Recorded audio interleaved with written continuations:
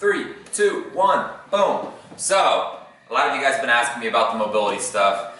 I've been promising a video now for a week or two.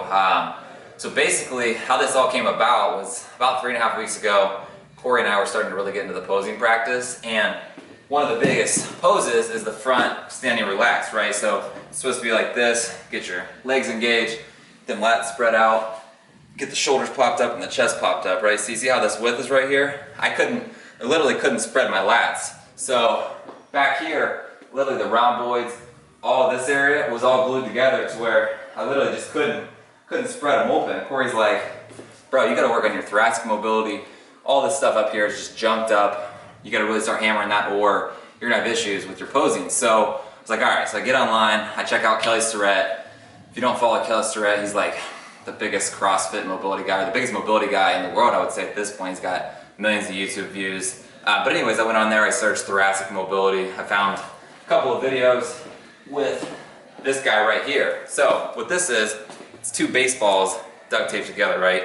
Super high class, about $5. You can buy one from, I think, Rogue, like a real one, but it's like 30 or 40 bucks. So just get 2 baseballs, duct tape them together. If you're cool, get pink. But anyway, so what I do with this, well, let me run through first.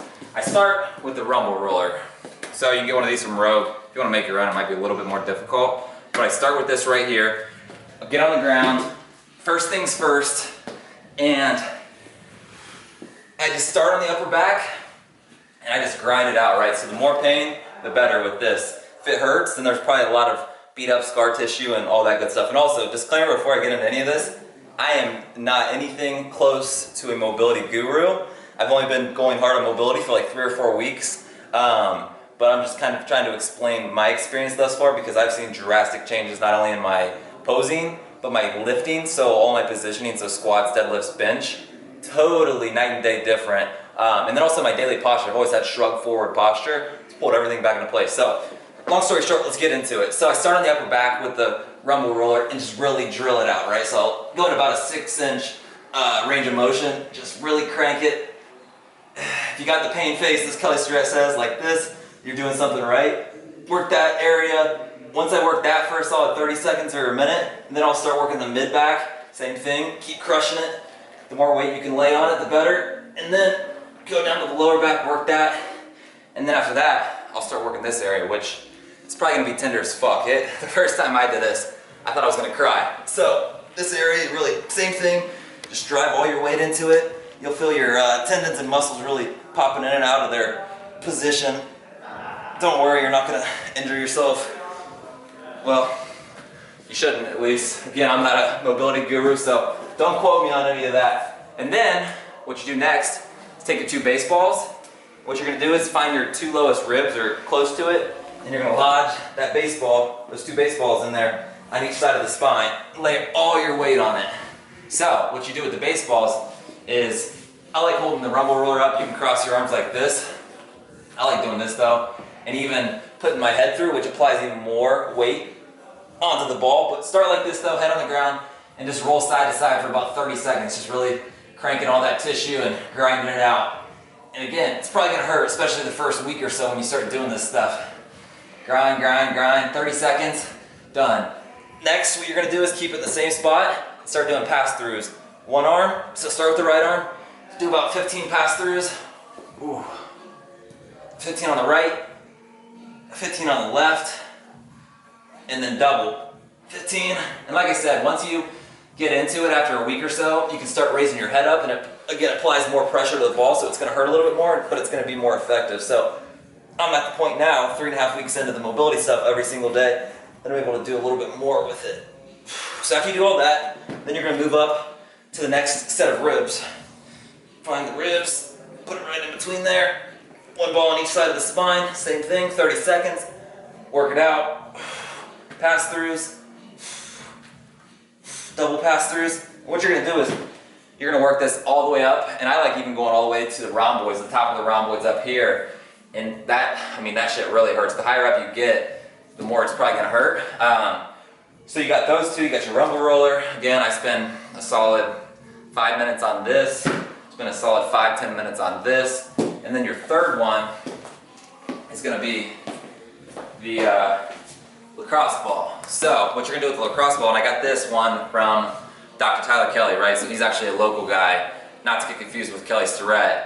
His name is Tyler Kelly, out of Columbus. He's a functional movement guy. He's technically a chiropractor, but he does a lot of functional stuff. He's not just a chiropractor.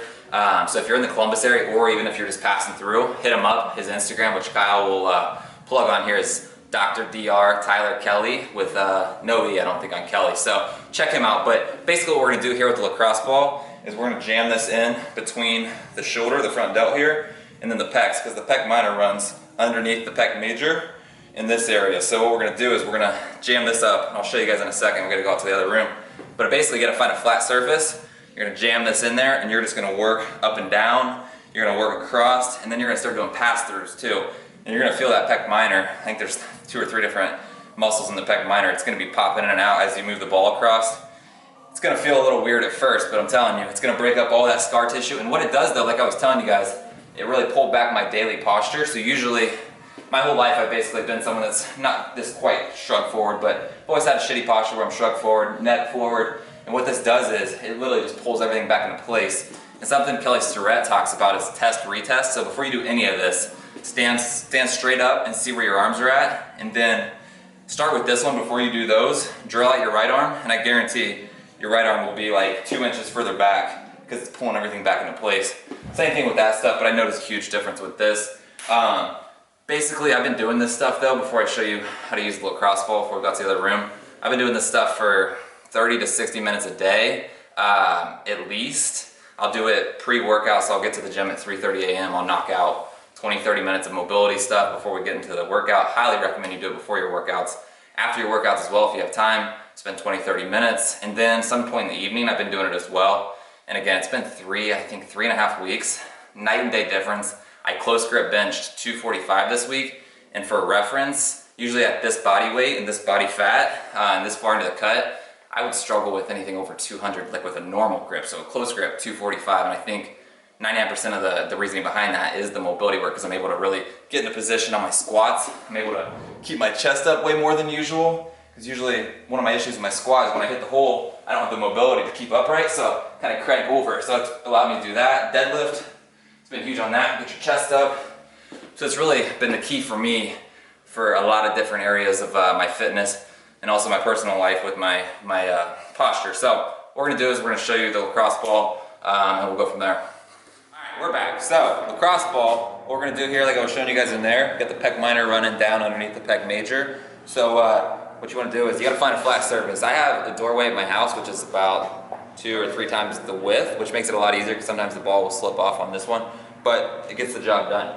So what you wanna do is I usually work up and down before I start doing pass-throughs, just really putting all your weight on it, grinding it out. Again, you're gonna feel that pec minor popping in and out. So once you grind it out for a solid 30 seconds, a minute, then start doing pass-throughs, right? So all the way up. You can even go up and down while your arm's up, and then all the way down. Do about 10, 15 pass-throughs on your left arm. I spend probably 2 or 3 minutes on each side. Get over to the right one. Jam it in there. Oh, pain face. Pass-throughs. Up, down. Up and down on the pass-through. And what you're gonna notice though, like I said, try this one first before you try the rumble roller and the 2 baseballs, because you do the test-retest before you actually start. Your right arm, after you do the first set of pass-throughs and whatnot, it will be like back here compared to the left arm, which is the big difference. I should have showed you guys the test-retest before I started, but anyways, like I said, I spend about 30 to 60 minutes a day going through all of that. I'll do it 3 separate times each day. I definitely recommend doing it before your workout because it's going to get you in the correct position, especially for bench, squat, deadlift, and all your accessory movements too.